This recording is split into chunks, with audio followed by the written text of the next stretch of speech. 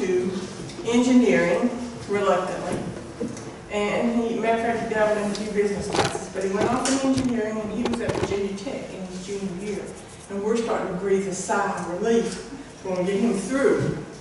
And so he calls and he says, "Mom, you know how hard I work, and I really don't like school." But he said, "I've met the state enologist up here. He's the state winemaker. And you can take this class, and if you qualify, you get to work off campus for 9 semester hours credit." And he said, "I just really want to do it.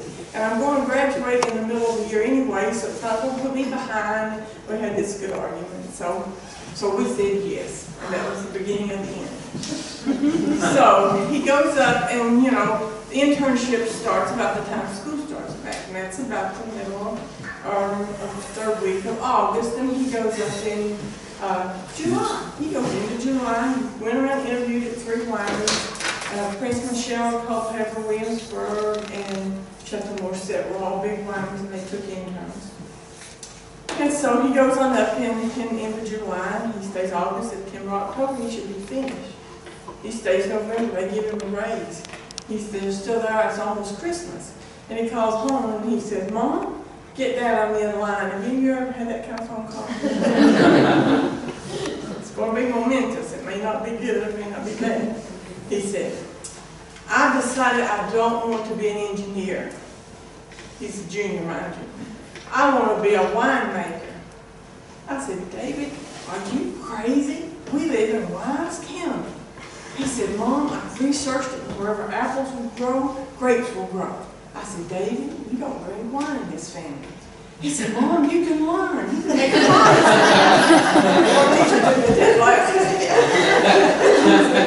So that's where we are now. You see who won that argument. So, you know, we get into these things sometimes through odd ways, which we don't expect. And there's some things, and David is tonight making pancakes at the church. So he would probably be a better speaker to talk to you. But I wanted to tell you, and part of his philosophy is, and there's some research behind it, but he says there's 2 kinds of entrepreneurs. There's some people who are entrepreneurs and they see a niche. Okay, we need somebody to transport people up to do like the people who are going to do the bike things, take the tours, bring them back, do all that sort of stuff. So they see that niche, they see that they need somebody there. You get in there, it's kind of a short-term turnaround and start a business that's successful because you feel a niche. And then there's people who have dreams. They're really committed to something they want to do. And lots of times it's a long-term commitment to make that successful. They have a passion about it. You know, it's like David says, you know, he loves every day. He just wants to do what he is doing. He loves it. So he's got that sense of real passion and commitment. And it's a good thing because we're sure not getting rich quick. Matter of fact, there's a saying in the winery business, if you want to have $2 million, if you want to have $1 million, start with 2. And you'll be done pretty soon. So, you know, lots of times you're talking about long-term commitments, and you've got to be passionate about it. There's a couple other things I just wanted to share with you, and I'm not going through your handout in the order it is or anything else. I've just got to keep going from it. But beyond that passion, you've got to be sure you're committed to what you want to do. Most businesses I know of, people have told you fail within the first year. And, you know, there's lots of reasons for that, but you've got to have that passion. The other thing is you've got to have a plan. And I used to work in the school board office, and Kathy knows this, that everybody said I thought I was on the A team. Everything was about having a plan. Everything's about having a plan. And that's kind of the way we ran the winery too. We developed our plan, and it's critical. And part of that plan, you've got to have that income versus expenses. Are you going to make enough money to actually stay in business? If you do well and do what you think you're going to do, is that going to come out? That's part of your business plan. And that's just a critical piece of that. But beyond that, the kinds of plans I really like and I used to write IEPs for kids, and that's a plan. You wrote what it would take to make that person successful. And that's where we approach the business. What will it take to make us successful? And so everybody hates me in these goals and objectives because that's the way we set the winery up. We thought, well, okay. And I brought one with you. I just love them. I have them all years back. I've seen it, and I'll look on for you. How we got started. But we were trying to figure out what would we have to do to be successful. And we figured we had to get to X number of cases of wine sold to make it break even and actually make a sustaining business. So we were trying to figure out how to increase that over the years of time to get to that place.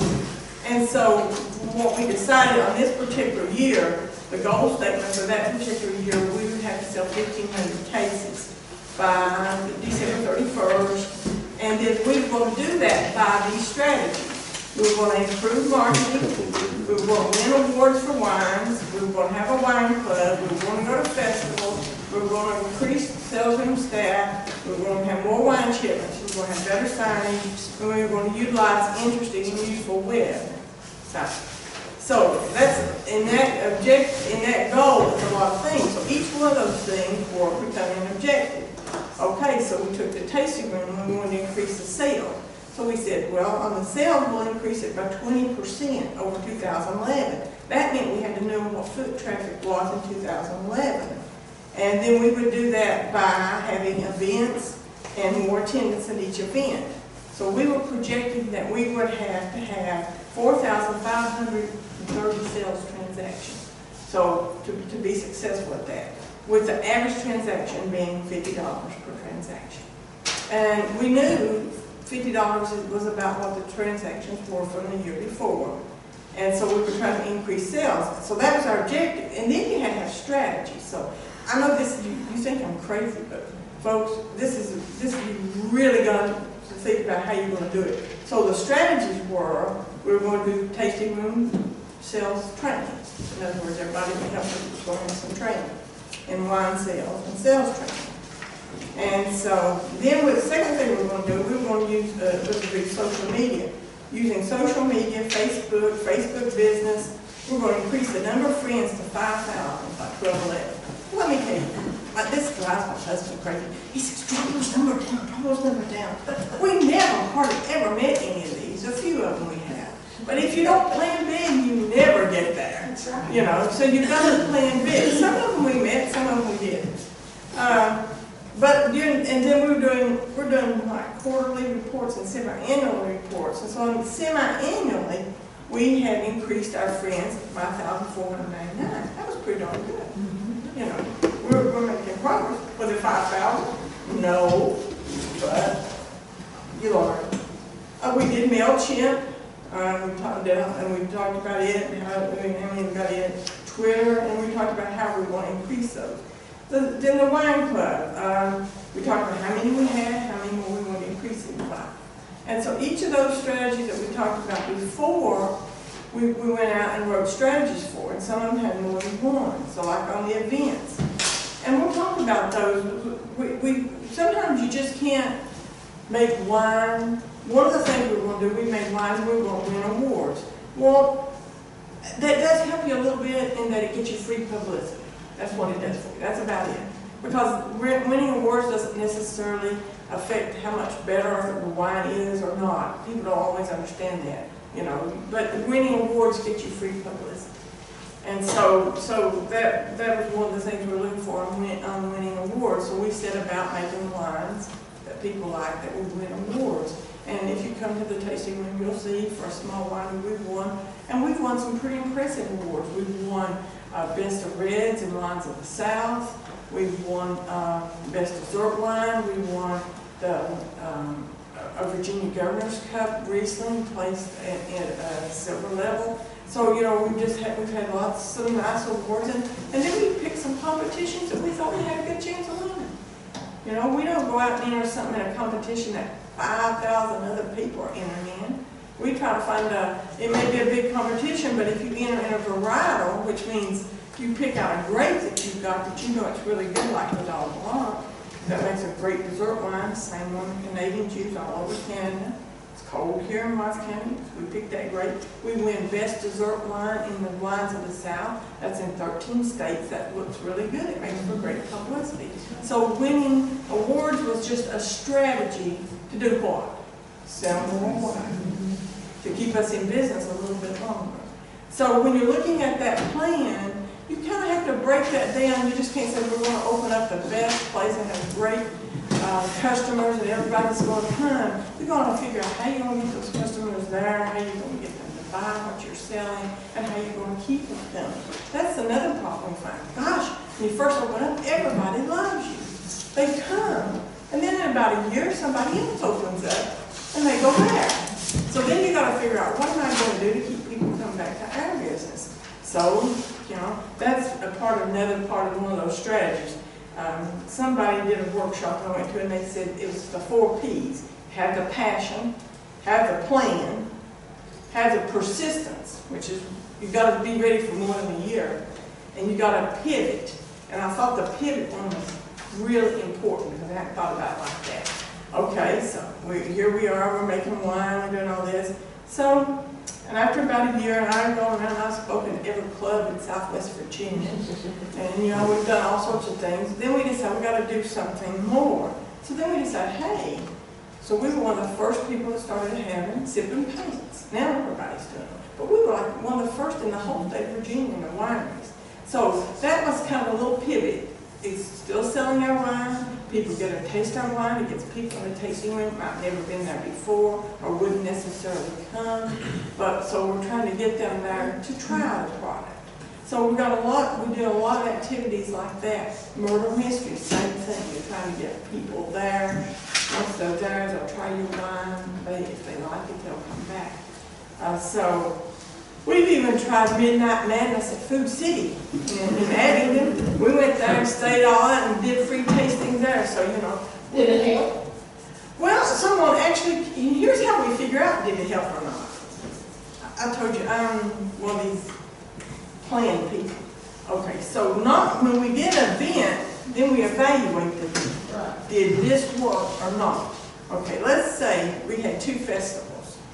And we go to one festival, and it's in Northern Virginia, and we sold more wine there than we ever sold at any other festival. Okay?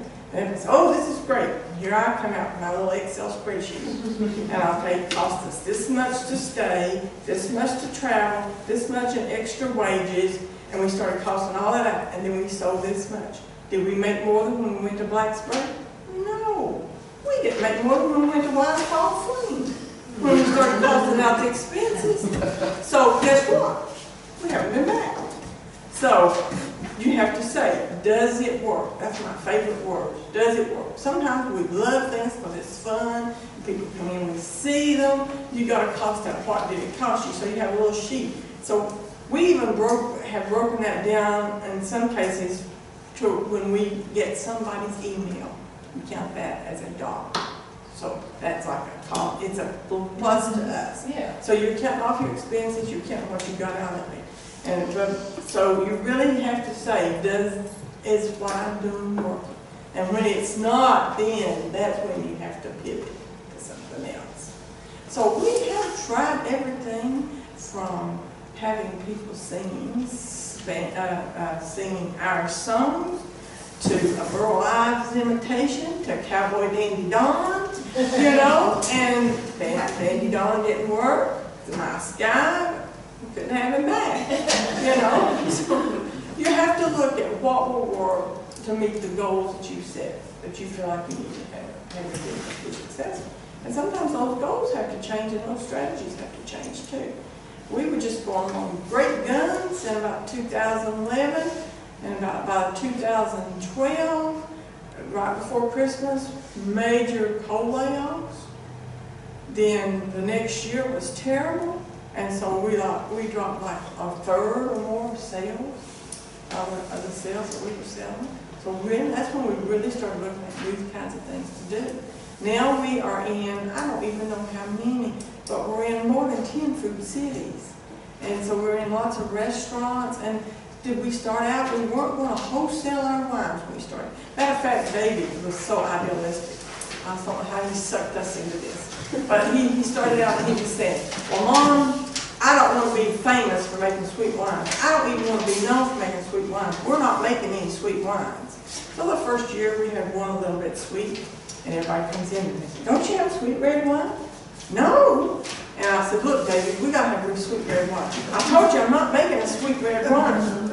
So I said, do you want to stay in business? And he said, yes. I said, we'll make the best sweet red wine you can. So we made Party Red. How many people try Party Red? It's our best-selling wine. We don't know anybody sells one like it. And it's our best-selling wine. It's the best-selling wine in Food City. Matter of fact, we had some Food City stores that we were that was the number one wine seller for them in Food City. So sometimes you have to pivot away from your plan from what you think you're going to do.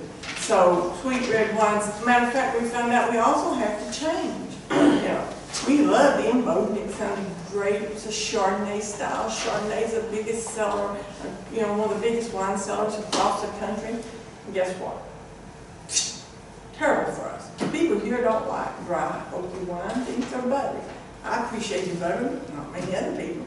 So we had to let Imboden go. You know, there's a few people still whining because Imboden's gone. But it wouldn't pay for itself. So sometimes you have to make hard decisions about what things you're doing, whether they're working or not. So, you know, and you often have to come out with new stuff. This world has a short attention span, folks. I have to tell you, I've learned this. If you send anybody an email with 2 sentences in it, never expect an answer to the second sentence. Now, to me, I haven't gotten adjusted to this, but, you know, people have a short attention span. You have to have new things all the time. You know, you have to be prepared to like Emma says, kick it up a notch.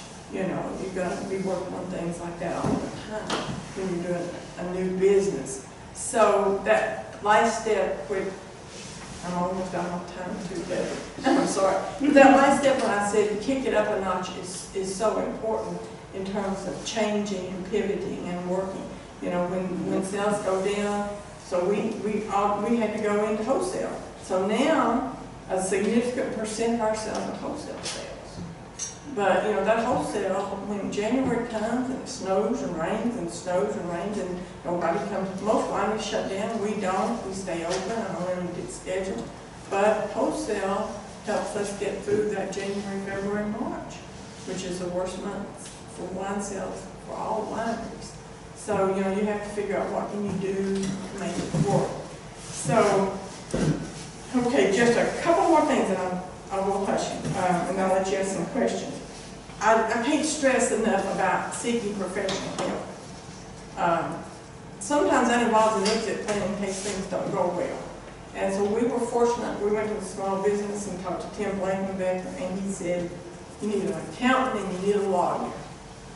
And that's certainly true. You need some professional help. And what we did, because a winery is capital intensive and it's a long-term payback, we went ahead and set up an LLC, which is a limited liability corporation, because it's a high-risk occupation and that people will sue you over food products and all sorts of things. And we also set up an S corporation. So our liability corporation holds the land in the building, and the winery business itself is in an S corp. And that's to try to separate that away from us and our finances, because we're old. You may have not noticed. I'm your average, but I'm really getting up there. So, you know, you want to be thinking about those kinds of things so you're not going to be financially liable for all the successes or failures either that might happen. So just let me stress that some good financial planning is important. The other thing is we do this all the time, and I invite you all, if you're interested in wineries or just sales, come and work with us today. We have all these people, and they have all these ideas, and it's so romantic. They all want to own a winery, and they want to sell in the patio, drink glasses of wine, and watch the grapes grow. Let me tell you, we work 18-hour days lots of times. In the fall, for 4 weeks, we're working. Sometimes David comes in after midnight.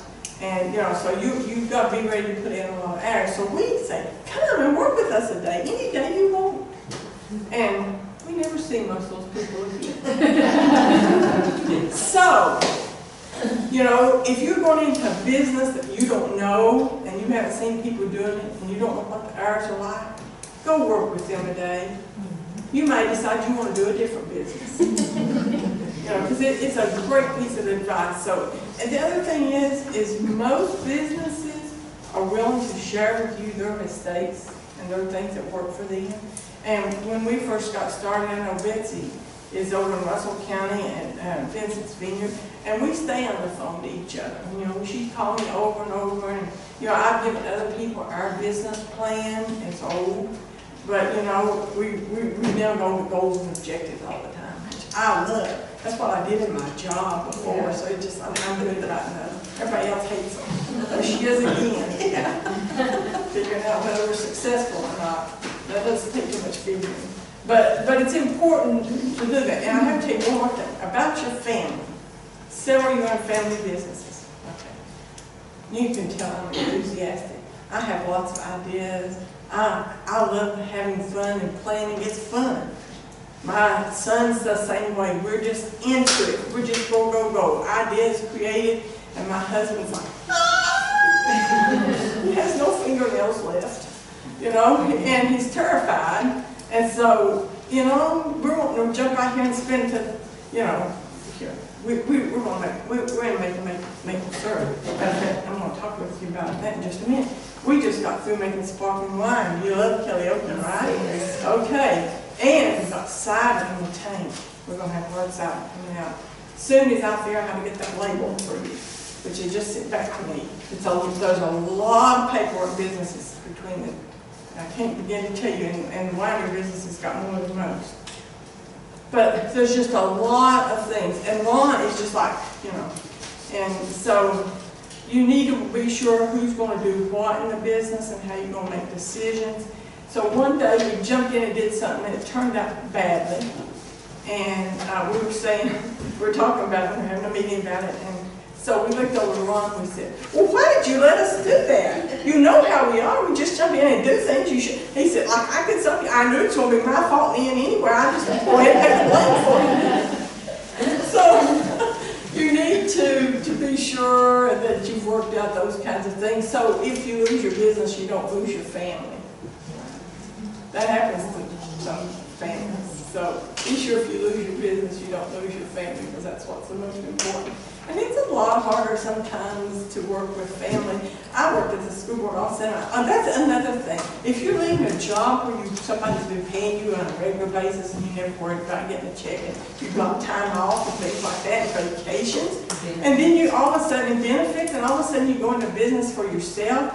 And you know, I'm used to saying, I had a secretary and a half, and I had about 100 and some people who worked kind of directly under me, and somebody did things for me. We started a new business. Guess what? There's nobody do anything. I have to learn how to do it myself. You know, they thought I could never learn to type.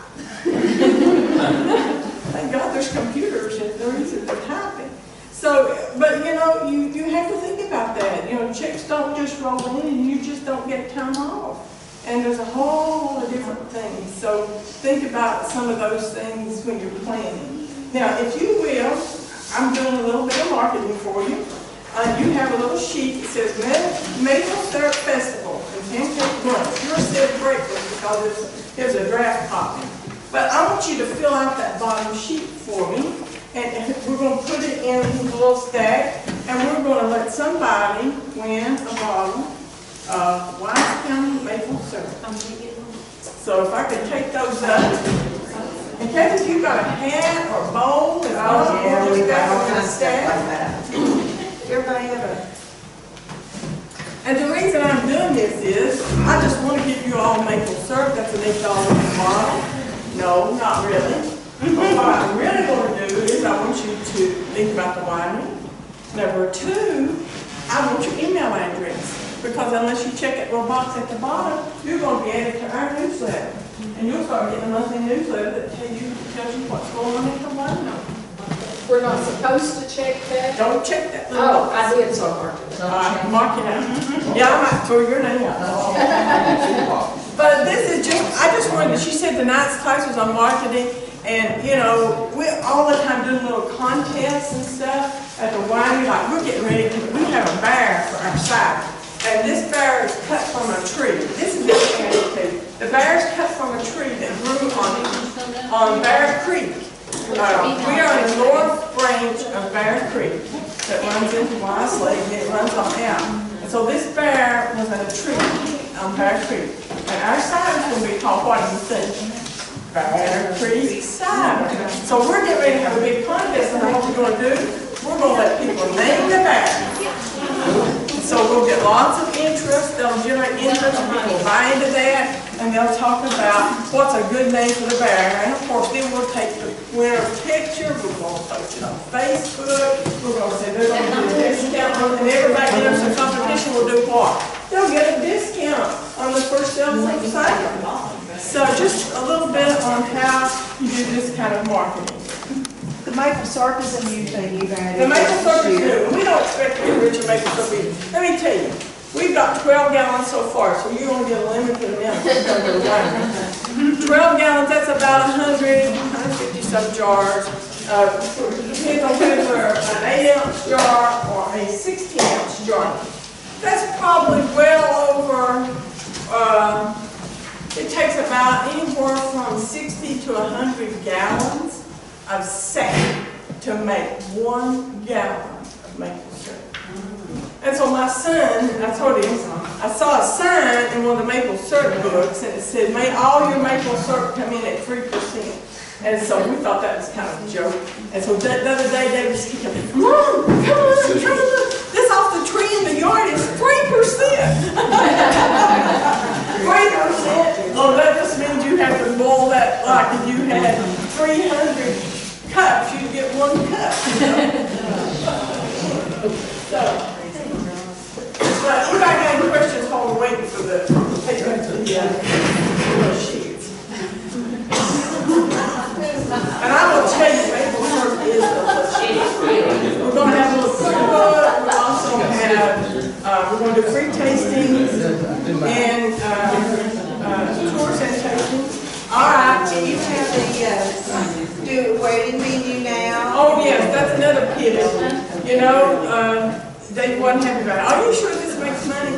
Well, we do weddings, and weddings are lots of work. But if you have a location and you have a spot for them, the people always seem to need a place to have weddings. And I kind of like that kind of hoopla also. That works out. All right, let's see. Who's in the list? Joseph Bailey. Joseph, lord it over, don't let them have me. Thank you all. Any questions? He can't fix his own pancakes, so he'll have to share it. Oh, too bad. And we're coming for breakfast. Does anyone have any questions for Suzanne? All right, well, thank you very much. You all have our card.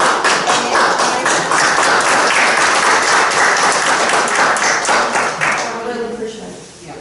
And that wasn't anything on my paper that I was supposed to talk about, but I hope that wasn't anything. Thank you.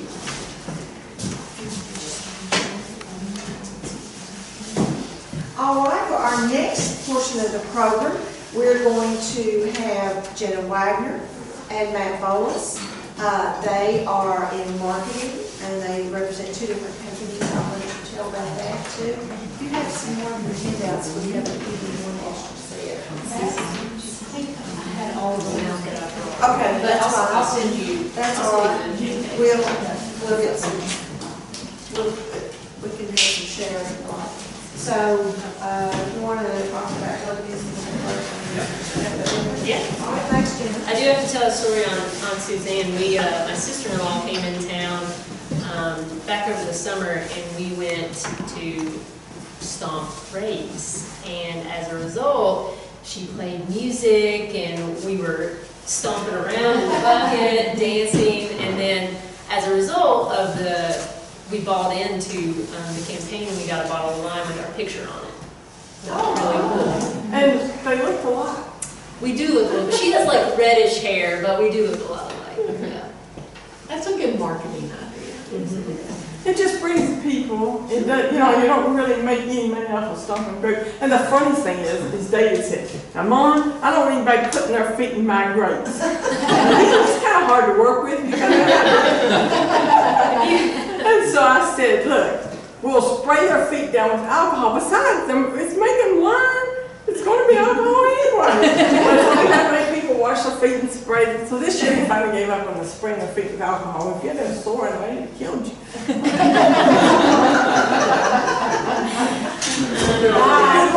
Bye. Thanks.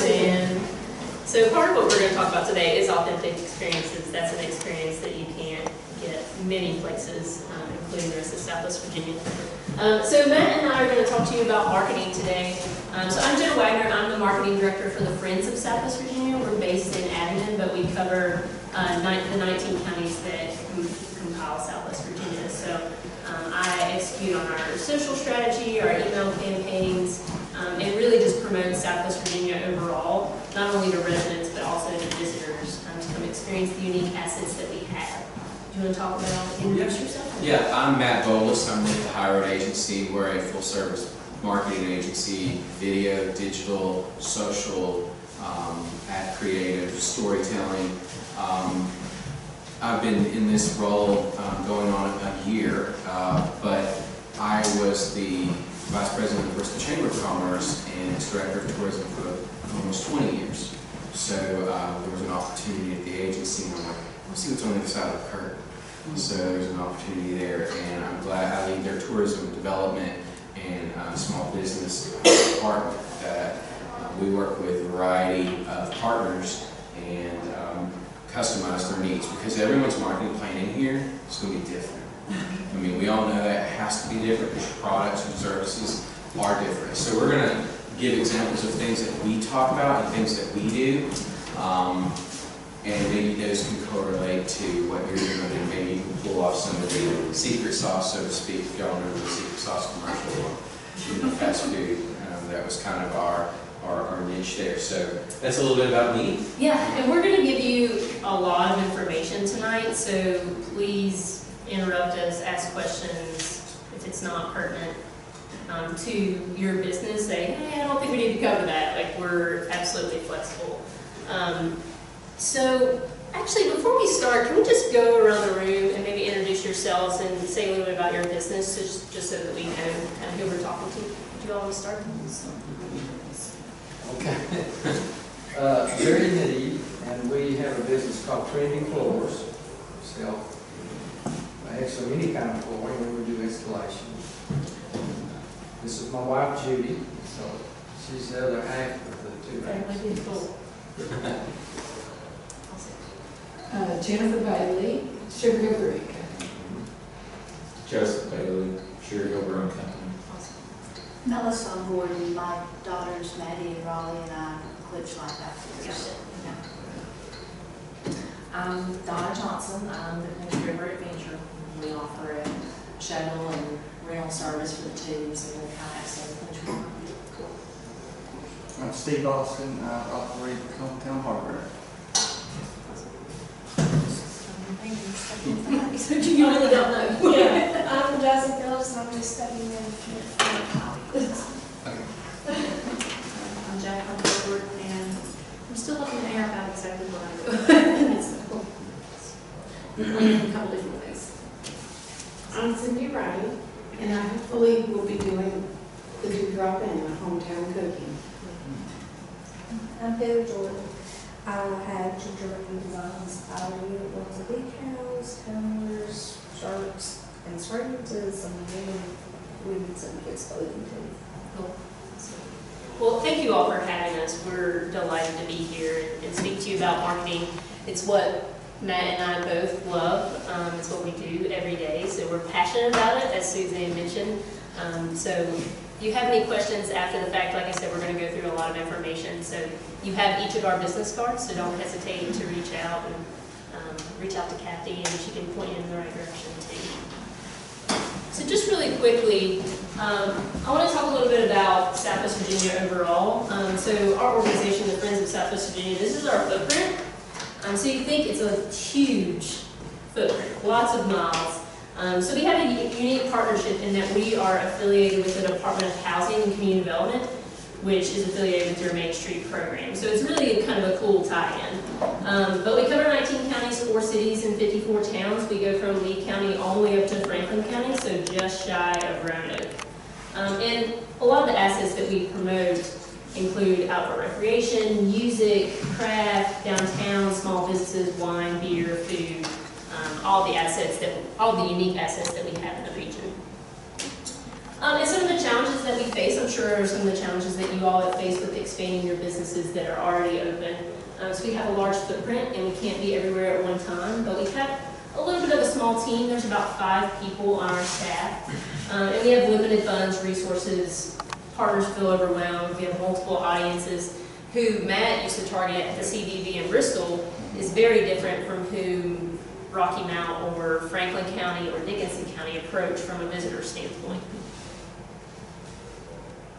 So just an overview of what we're going to cover. A lot of outlets that you can push your marketing channels through.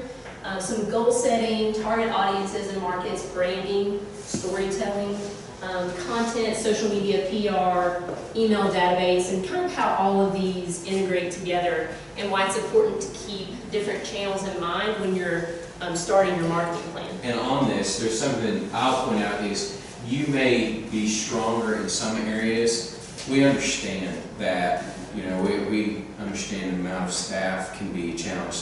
Sometimes you are the entire staff in the reality. So there are things that we'll go through here that you may not be able to do all of those. And you know that you've heard that saying, you want to be 1 inch all the way across, or you want to pick your pockets of where you're going to be successful.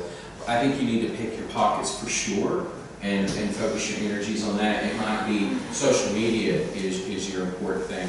I'll tell you from a Bristol standpoint, public relations was big when they did their music museum. It didn't exist. So they were all about social media, public relations. They didn't get into some of these others. They didn't directly advertise because the museum wasn't open. So they spent those 2 years building beforehand. And we'll talk a little bit more in depth about how you can build some of your marketing strategy and your Facebook pages and all that without being open yet and without having to show up yet. So. Yeah, and like Suzanne mentioned too, kind of having those goals, so keeping some of these things in mind as other marketing strategies, but maybe not something that you have to do everything at one time when you first open or you first launch your business. So first things first, just quickly going over a SWOT analysis. Has anyone done a SWOT analysis before? Strengths, weaknesses, opportunities, threats? Okay. Just really quickly, so kind of assessing where you are in your business and realizing what kind of strengths you might have, what kind of opportunities there might be, what weaknesses could present itself, what threats might come up. So just, some of these are pretty funny, but just things you wouldn't necessarily consider. So your spouse very well might be a Facebook addict and know a lot about Facebook. Could be considered a strength for your business. Your child is a graphic design student. You know, something that you may not necessarily consider to be a strength, but would be a great resource for your business. A good friend is a writer at a local newspaper, could get you some earned media opportunities. You're extremely creative or crafty. You're not shy, you love to network, you love to form relationships, you love to meet people, interact with them. Or your employees are very customer friendly if you're looking to expand a business.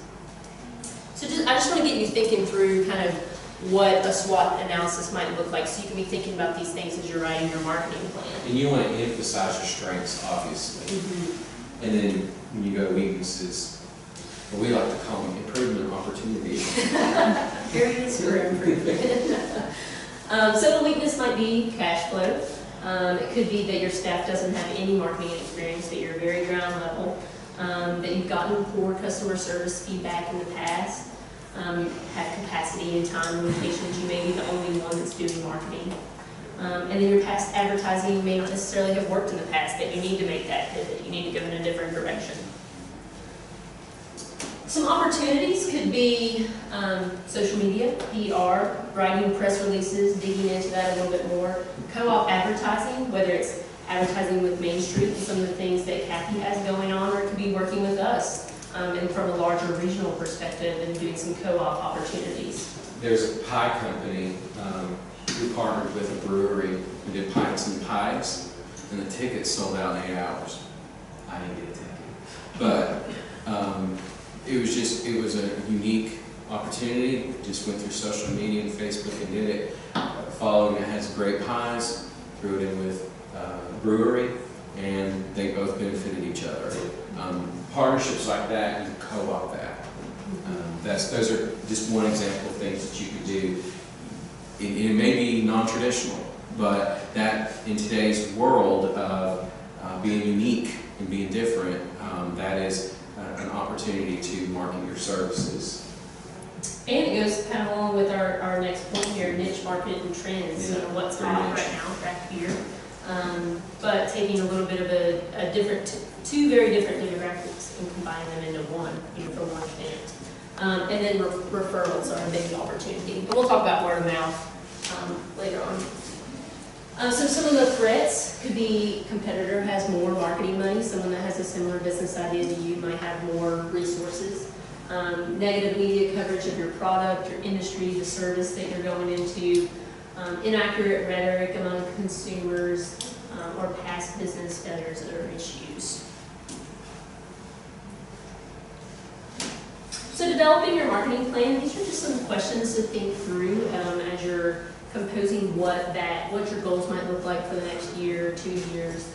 So what are you trying to accomplish with your marketing? Who are you trying to approach? Who's that target audience? What message will move your audience? So really digging into the demographic side. So what makes that audience want to click? What makes that audience want to come visit you and buy a product? What vehicles do you have to deliver that message? So those marketing strategies that we're going to go through. What are your resources and how do you measure your performance and success? So similar to what Suzanne was talking about, how she analyzes every event that she does. So she makes sure that the money that they're spending is effective and it's reaching the consumer that they want to reach. Number 2, number 3 are extremely critical, is who your target market is, or who your audience is, and how you're going to reach them. Because if you do have some, we were talking about Facebook earlier, how you can target Facebook to love a product and to get people to look at it. Don't spend your money marketing onions to me. I hate onions. So don't invite me to the onion festival. There's ways to target that little social media ad that says you're looking for people who love onions, or ramps, or many of the things that we know, or they like festivals. Even if you send it to me and I saw it, I'm going to pass right by it, but you paid someone to let me see something that I'll never go to. So target your audience. It's very critical on how you do it. I was teasing Jenna because, when we talk about how is she getting people to visit Southwest Virginia, if you ask her where she let the visitor come from, the whole world. I want everybody to come to Southwest Virginia. There's not enough money in the world to make that happen.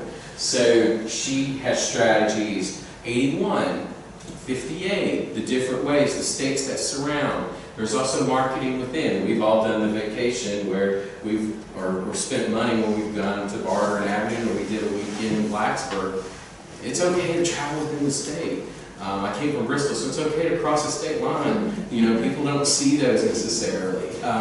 So think of those things when you're looking at who you want to go after. Yes, we want to be the biggest in the world, the greatest in the world, but focus on who your core market is and who your core audience is. And it might not be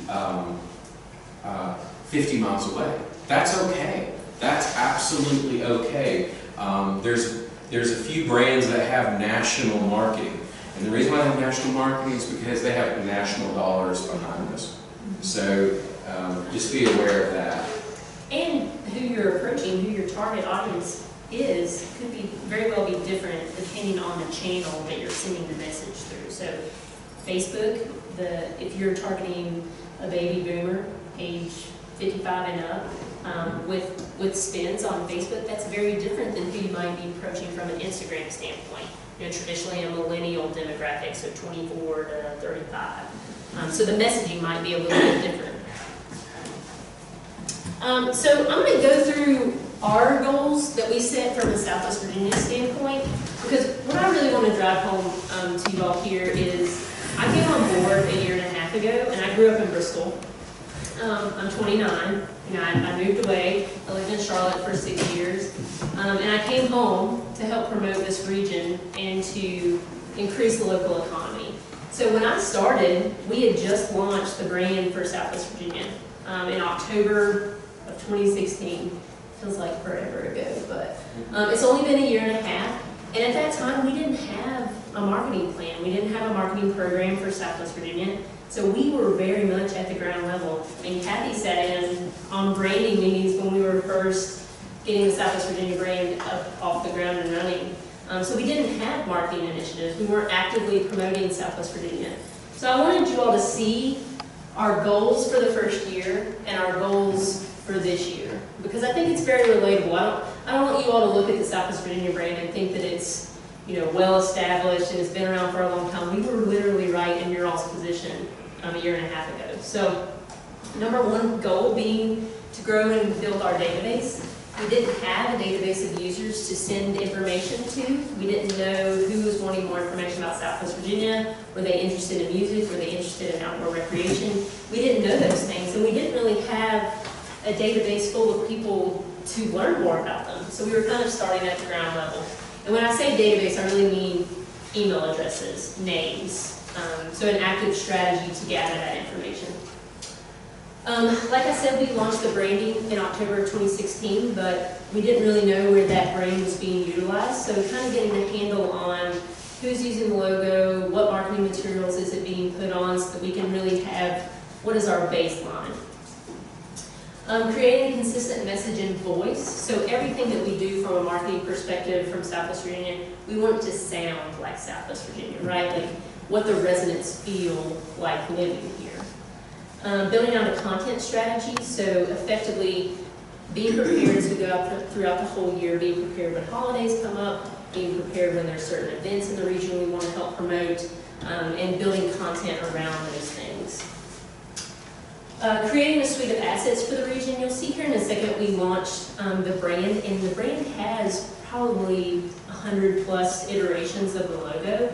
And that's not to say that you all should have 100+ iterations of your logo, but the company that built the logo, the branding package for us, gave us multiple colors, multiple options.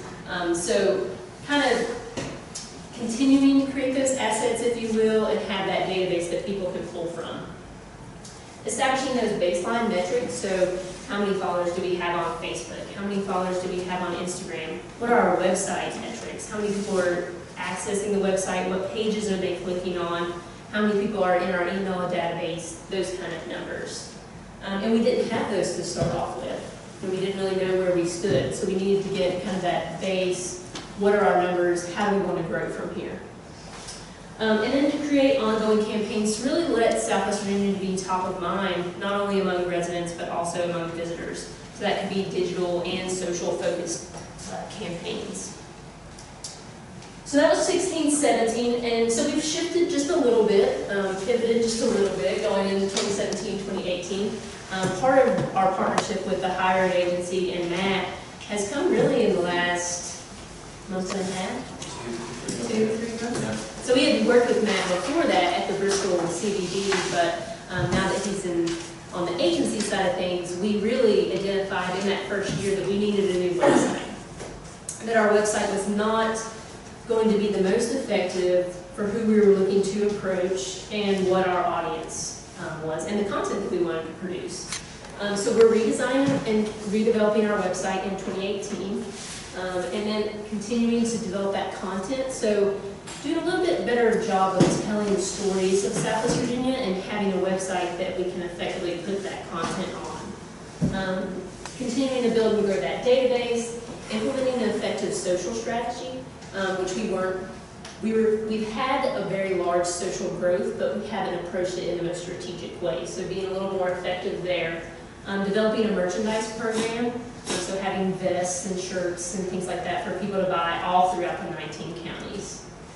And then launching a Southwest Virginia wine trail in the spring, and then we launched the Southwest Virginia Mountain Brew Trail in August of last year, which Sugar Hill is included on. So it networks 22 breweries in Southwest Virginia together. And then creating a PR strategy for Southwest Virginia moving forward. So target audience. So who is your target audience? This could be broken down by demographics. It could be geography, by needs, wants, interests. It could be different now than it is in the future. So just thinking through who you're really looking to approach from a consumer standpoint, And where do you find information about these people? It could be that the research that you're doing in your business plan process. It could be surveys, clubs, your competition. Demographic profiles from advertisers, magazines, media. Could be social media. A lot of the users that we target, we pull from our website analytics. So we know what states they're coming from, what devices they're accessing our website on, so we can effectively target them just by looking at that core base of information. So our target markets, we have really twofold, so internal and external. So within Southwest Virginia, we want to educate residents on what's right in their backyard, but we also want to educate the whole Commonwealth on what's in Southwest Virginia. We also target DC and Richmond, and then local entrepreneurs, businesses, local government. And then external, this is basically our top 15 states from our website analytics. So we know that our top users come from those states. So North Carolina, South Carolina, Tennessee, Georgia, West Virginia. This is going to test my short, what's it called, like when you shorten the state? Abbreviation. All right. Maryland, Kentucky, Ohio, Illinois, Indiana, Pennsylvania, New York, Massachusetts, Delaware, New Jersey. So not surprising. Is anybody really surprised by those states? Close, 5-state area. Mm-hmm. Yeah. New York kind of surprised me, New York, New Jersey. We do get a lot of visitors to the website from those states. And then like Matt said, obviously we want the entire U.S. to come visit Southwest Virginia, right? So our target audience, and this is not to say that we ignore every other demographic, but really our goal as an organization, because our organization has many arms. We not only do the marketing for Southwest Virginia, but we also have a development side. So we actually apply for grants and invest money in Southwest Virginia, and then we also run and operate Heartwood over in Abingdon. So our goal as an organization is to really get, the millennial demographic back to the region and opening business and living and working and playing, and those that are interested in music, arts, culture, food, outdoors, lifestyle. But we also target a lot of other different demographics on different channels. This is just our core, where we spend a lot of our money. And if they, for example, let's say you were doing social media and you were spending $500 a month, Jenna might take 50% of that and go toward this group. Then she might take 10 to 15% and focus on her next group of boomers. She might take another 10 to 15%. And that could be the strategy with 25 to 34 might be a little bit of Facebook, a little bit of Instagram, and then not any Instagram for a boomer market because it's not as affluent. And you can look at your social medias, like sometimes people try to do, oh, there's so many out there. There are dozens of social media out there. It's like, we need a YouTube channel, we need a Snapchat, we need an Instagram, we need if you can't put content on the social channel, I would advise not setting one up. Meaning, if you're like, I have a YouTube page, but I have no videos on it, and it's been up for 2 years, well, you're not going to get subscribers that way, and you don't want people to think you're closed if they do stumble upon that first. So it's better not to have it than to have a robust, from Bristol, I'll tell you, we were huge in Facebook, we were okay in Instagram, and we were poor on Twitter. So we focused a lot of our focus on Facebook because it tied into, you can look and see who your demographics are because the reports are great. And we would do more boosting through there. And we had 115,000 people following us in about 3 years. And that was our strategy on social. And I came from Bristol, I was with the Chambers, and I was a nonprofit. You don't know what a nonprofit means, you have no money. So we were a nonprofit. So we had the Speedway, but I didn't have those millions. Don't think that. It was me and 2 part-time, so we weren't huge by any means. But we were able to share content that we'll talk about that people engaged. They loved seeing about the track. We could get photos of the track. We could get photos of downtown. We convinced people to stay in the middle of a road. Yeah. And then a lizard came and did a commercial, which was huge for our town. Did you all have anything to do with that? You know, we knew it was coming, and the city's just like, sure, you want to shut down the road for 4 hours? Great. The way they came was the producer of that agency came to Rhythm and Roots 3 years before. Loved it, had friends, it was just a happenstance. Said, one day I'm going to do a commercial here. And they worked with a lot of national brands. We're talking big agency. And they had Geico was their brand. And they're like, you know what? We're doing this thing where the lizard's going to go all across the country. And if y'all remember, the first commercial was actually in New York City. When he's in New York City, and here comes the takeout through the little window. Then the next one was Bristol. We didn't know it was Geico. We knew it was a national insurance company.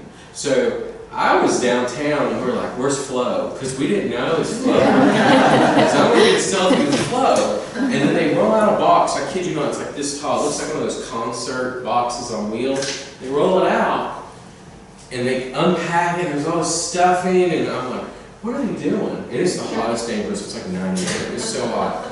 And out comes a little lizard on a stick. It was the fakest looking thing. It was the prop. So they could know scale. And it came on a stick, and he's sitting there like, oh, it's Geico, this is the best thing ever. And he just, the whole time, for 3 or 4 hours, and it was funny. I mean, they did that, and the response to that was tremendous. It was huge. Hundreds of thousands of people were wanting to know about Bristol. To give you an idea, we would go through at the chamber, about 20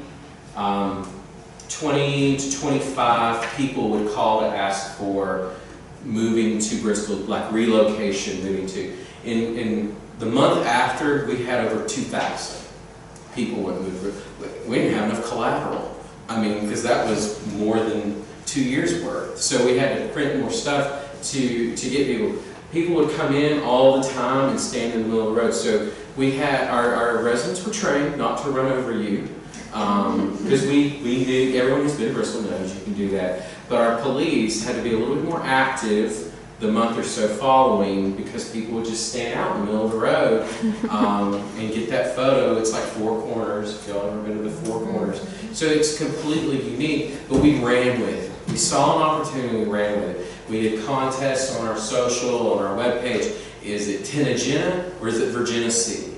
We did all kinds of things, and we were able to grow ourselves through that and actually honor Geico. We've like, come back for the festival. You know, they've created some partnerships now with the city that will benefit. So that's a unique situation. So yeah, we really did, and I'm not going to take credit for it, but I'm glad the city just allowed for the road to close. They paid permits, they allowed the road to close for 4 hours. That's how that happened. But once it did happen, we jumped all over it. And we didn't spend any money on it either. It went on its own. Those things can happen. Content, the breaks, the devil's bathtub, all of those things are huge. We all know about the channel. Well, does anyone know what the channels are? You know, devil's bathtub. Now, because it's going out on social media, there are challenges with people just showing up and thinking they can just pull right off the road, and there it is right over here. And you kind of got to walk to it, and there's not the best parking.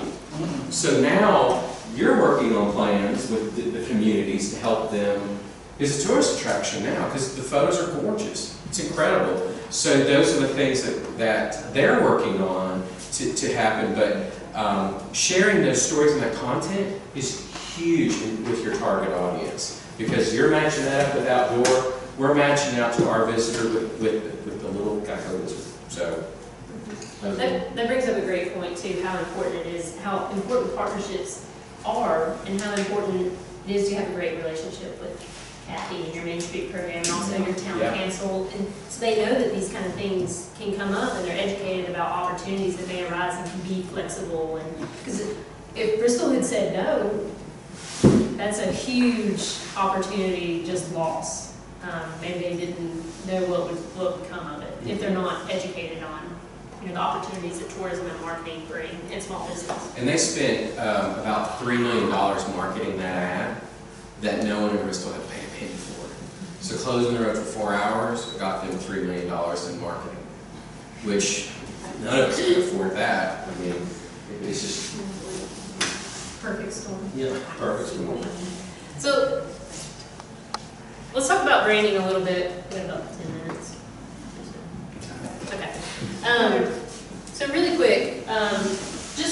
on the Southwest Virginia brand, like I said, there's a lot of different logos here, but basically all the logos have a purpose with the Southwest Virginia brand. So I just want to get you thinking through how having multiple iterations of the logo that all kind of fit together might really be beneficial for your business.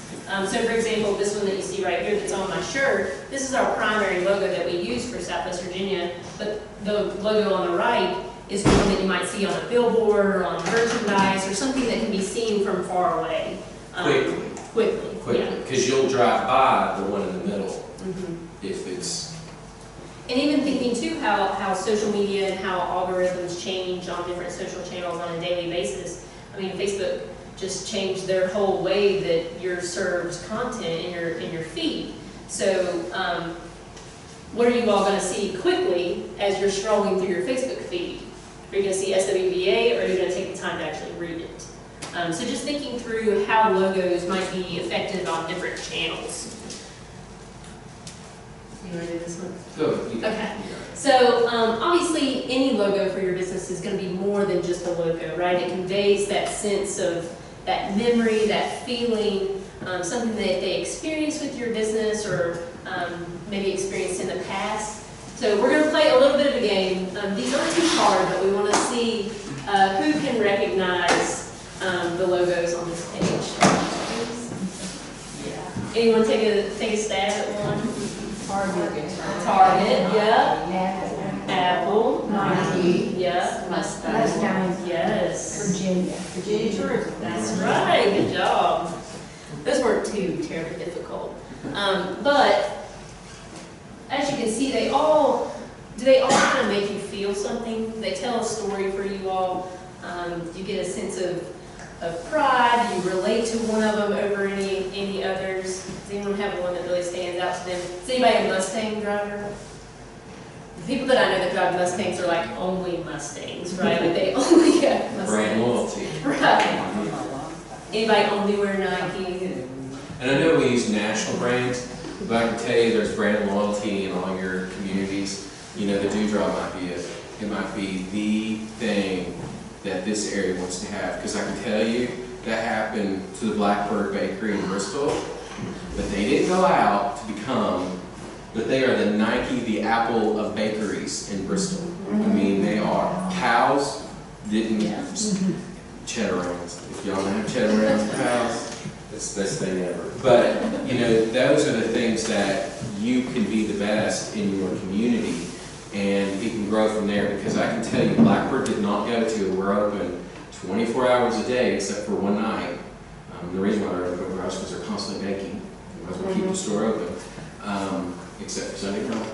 We shut down for a few hours of sleep. But that wasn't their goal. That happened later. They pivoted very well with their products, and they stay true to what they are. So that can be on any industry in any product. Well, and think what, you know, your neighbors right next door, what Norton has done with the wood coker. Prime example of a media opportunity that they took advantage of and now are able to kind of create this image for Norton. So really quickly on storytelling, I love this quote, you can never go wrong with investing in your communities and the human beings within them. So part of what we do from a Southwest Virginia standpoint is really telling those stories. And one of the ways that we do that is generating content. So you'll see here, these are just some examples that we've done in Bristol. So obviously Rhythm and Roots, we did a partnership with them to really have the Southwest Virginia brand represented in a certain stage area on the Virginia side. So with that, our brand was getting in front of a lot of different people from different areas, different states, knowing that they were in Southwest Virginia. And we partnered with Virginia Tourism, so having those two brands align with each other. And just really quickly, and this might be a good thing to go to dinner on, one of the things that we gained out of this partnership with them, you know, talk about unique marketing tactics, unique assets, authentic experiences, content that you're not going to see everywhere. So one of the things that they did through this partnership was create a jingle for us. So I'm just going to play it really quick. Hopefully you all can hear it.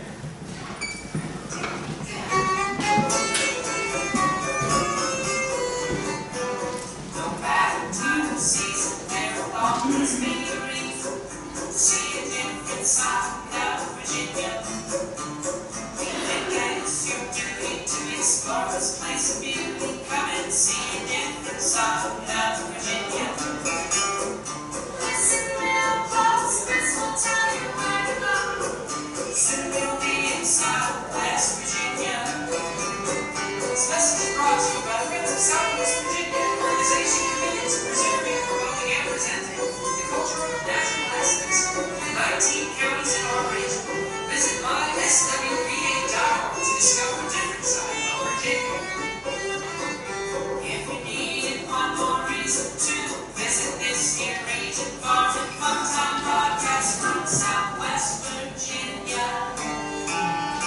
So Farm and Fun Time is a show that they do on Radio Bristol, and so this went out on the radio. So it's not your traditional ad, but just kind of a cool, it's authentic to us, no one else has this.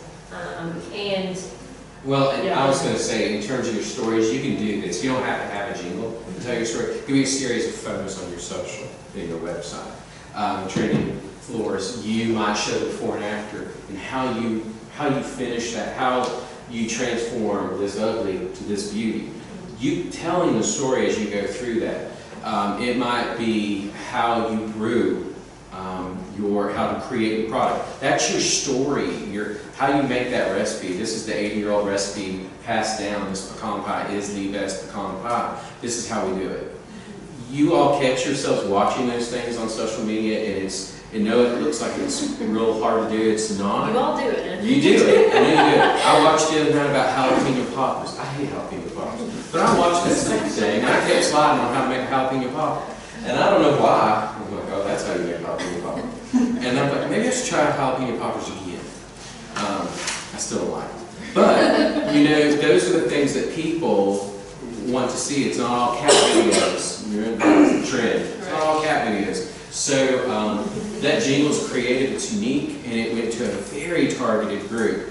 But you can create those stories on your pages, so don't forget to be telling people, not that we make this product, but how you bottle this product, how you refurbished, refinished, or how you did the designs on some of those clothes. They want to see the process too, because that makes it more real and it's original. It's not fabricated. So those are things about stories, because every product and every business has its story. Is that our break? So we'll take a little break, get your food, and bring it on back in here, and we'll pick back up in 10, 15 minutes.